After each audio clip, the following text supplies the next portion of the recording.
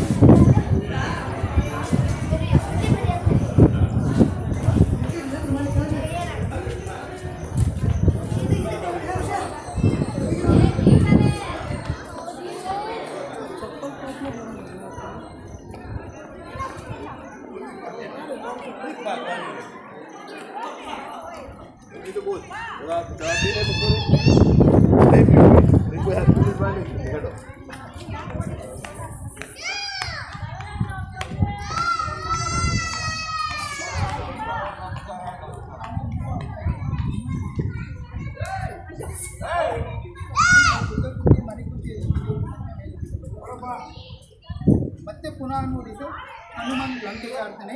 ಎಡಗಾಲು ಭೂಮಿಗೆ ಇದೆ, ಬಲಗಾಲು ಆಕಾಶಕ್ಕಿದೆ, ಬಾಡಿ ಮುಖ ಹಿಂದೆ ಬಾಲ ಇದೆ, ಫ್ಲೈಯಿಂಗ್ ಆಗಿ. ಮತ್ತು ಈ ಡೈರೆಕ್ಷನಲ್ಲಿ ನೋಡಿ ಸರ್, ದೊಡ್ಡ ಕೋತಿ ಕುಂತು ಮರಿ ಕೋತಿಗೆ ಹಾಲು ಕೊಡ್ತಾ ಇದೆ. ಹೇರ್ ಸಿಟ್ಟಿಂಗ್ ಪೊಸಿಷನ್, ಬಾಡಿ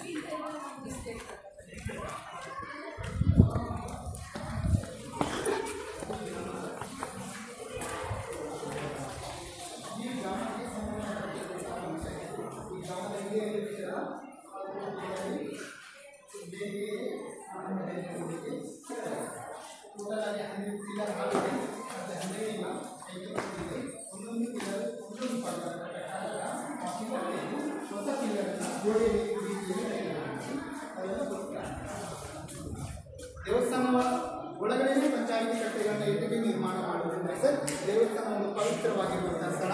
ದೇವಸ್ಥಾನದ ಒಳಗಡೆ ಪಂಚಾಯಿತಿ ಮಾಡಬೇಕಾದ್ರೆ ಯಾರು ಸುಳ್ಳು ಹೇಳ್ಕೊಡ್ದು ಅಂತ ಒಳಗಡೆ. ನಂತರ ಸಂಗೀತ ಅಲ್ಲಿ ಬಂದ್ ಮಾಡಿರೋ ಕಾರಣಕ್ಕಾಗಿ ಇಲ್ಲಿ ಹೇಗೆ ಬರುತ್ತೆ ಅನ್ನಲಿಕ್ಕೆ ಜಸ್ಟ್ ಡೆಮೋ ತೋರಿಸ್ತೀನಿ ಸರ್. ಈ ವಿಡಿಯೋ ಬಂದಿದೆ ಸರ್.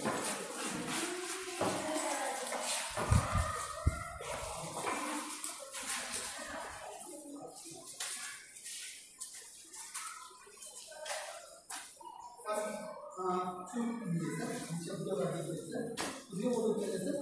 ಆ ಸೈಡ್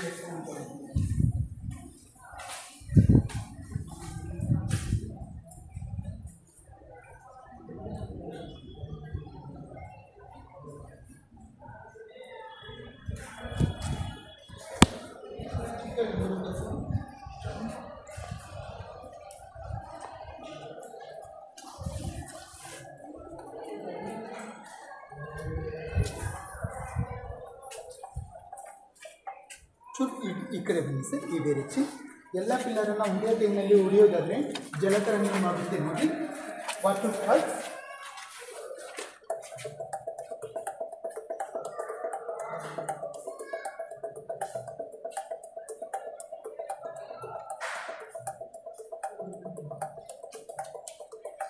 ಎವ್ರಿ ಈಚ್ ಪಿಲ್ಲರ್ಗೆ ಡಿಫ್ರೆಂಟ್ ಸೌಂಡ್.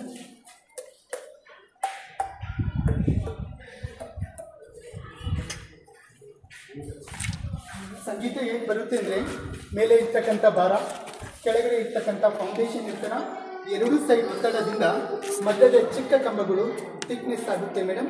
ಹೊಡಿಬೇಕಾದ್ರೆ ಒತ್ತಿರೋ ಭಾರ ಎಲ್ಲ ವೈಬ್ರೇಟ್ ಮ್ಯೂಸಿಕಲ್ ಆಗುತ್ತೆ. ಪ್ರತಿ ಕಂಬದಲ್ಲಿ ಬೇರೆ ಸೌಂಡ್, ಪ್ರತಿ ಕಂಬದ ಡಯಾಮೀಟರ್ ನೋಡಿ ಮೇಡಮ್ ಡಿಫ್ರೆಂಟ್ ಆಗಿದೆ.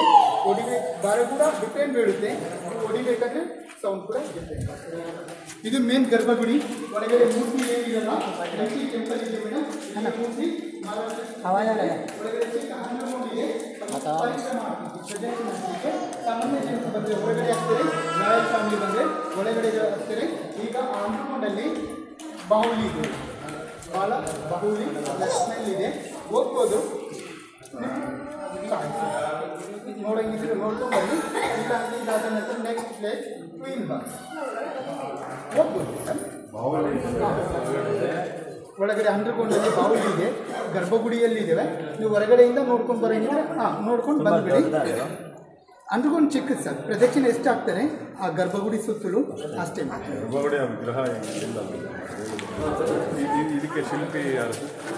ಸರಬಯ್ಯ ಆಚಾರ್ಯ ಸರ್, ಸರಬಯ್ಯ ಆಚಾರ್ಯ.